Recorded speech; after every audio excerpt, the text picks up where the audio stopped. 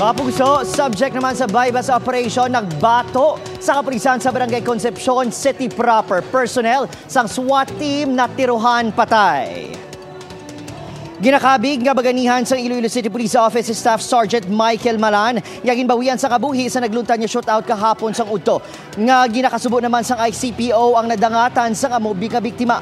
Ginkilala ang main target kay Glenn Iturriaga alias Bongbong kag ang upod sini nga iya man live-in partner nga si alias K kag alias Ivan. Nagdugay sa masobra 2 ka oras ang pagnegosyar sa kapulisan sa mga suspect antes ang maining nga nagsungka. Hindi naman maglubo sa 6 million pesos ang balor sang na-recover nga suspected Cebu sa mga arestado. May isa kita ka hero nga nadulaan sa kabuhi. Tungod